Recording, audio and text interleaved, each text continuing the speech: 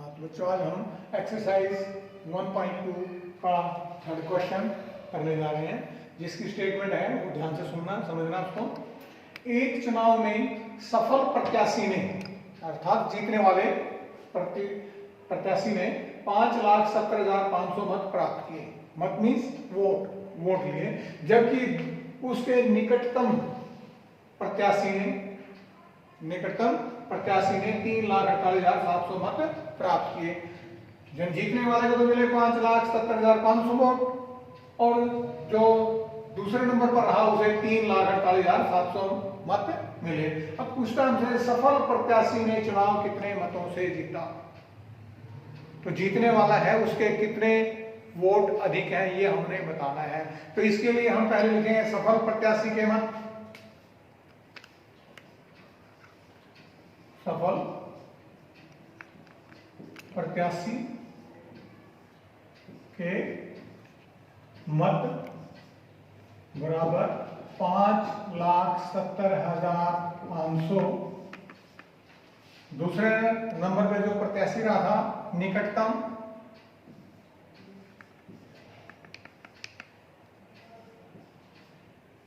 प्रत्याशी के मत बराबर वो है 3,48,700। इसे ध्यानपूर्वक लिखना आपने। इकाई के अंक के नीचे इकाई का है, दहाई के नीचे दहाई का, सैकड़े के नीचे सैकड़े का, इस प्रकार से लिख लेना है। अब आपने बताना है सफल प्रत्याशी ने चुनाव कितने मतों से जीता है। ये बताने के लिए आप क्या करेंगे, इसमें गणित की कौन सी संक्रिया का प्रयोग करेंगे, जमा घटा गुणा भाग में से कौन सी होगी, ये आप समझ रहे होंगे। सफल प्रत्याशी के वोट ज्यादा हैं, निकटतम प्रतिद्वंदी के कम है, तो सफल प्रत्याशी ने चुनाव कितने मतों से जीता, अर्थात कितने ज्यादा मत उसने प्राप्त किए वो बताने हैं। इसके लिए हमें क्या करना पड़ेगा, इनका व्यवकलन करना पड़ेगा, घटा करनी पड़ेगी। तो यहां पर घटा का चिन्ह लगा देंगे और नीचे लिखेंगे सफल प्रत्याशी ने चुनाव जीता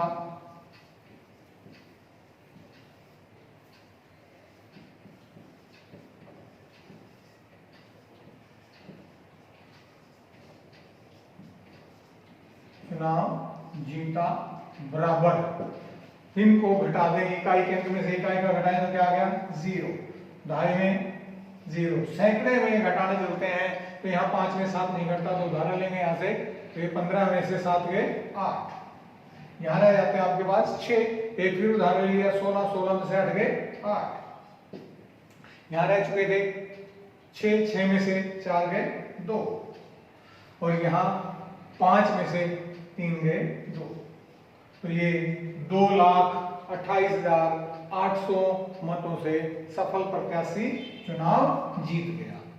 तो ये हमारा थर्ड क्वेश्चन था। तो बच्चों क्वेश्चन नंबर 4 है हमारा।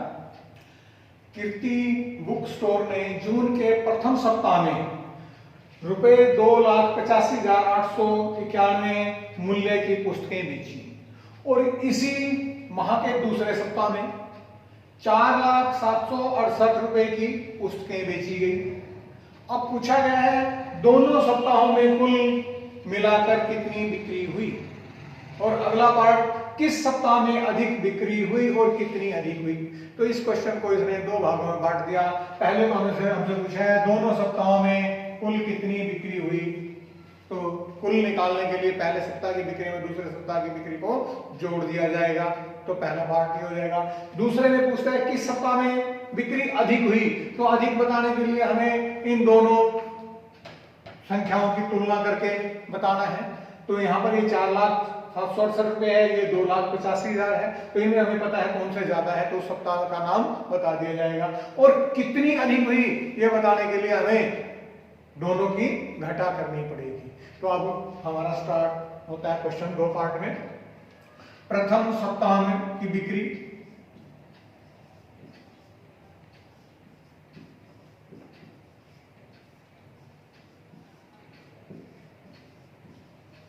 बराबर हम जानते हैं ये 2,85,891 रुपए की है, और दूसरे सप्ताह की बिक्री भी बिक्री हमें पता है 4,768 रुपये है। अब दोनों सप्ताहों की कुल बिक्री, दोनों सप्ताहों की कुल बिक्री बराबर, दोनों का हमें एडिशन करना पड़ेगा, योग करना पड़ेगा। तो इकाई के अंक में इकाई का अंक जोड़ दें, दाएं में दाएं का इस प्रकार से जोड़ते चले जाएं।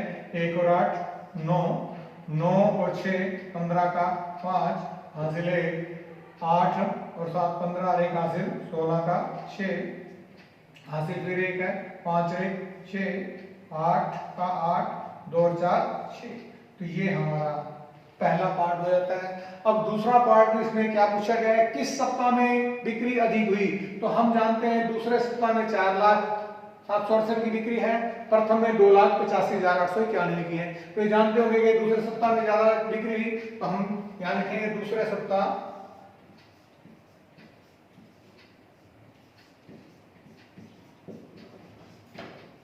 में अधिक बिक्री हुई।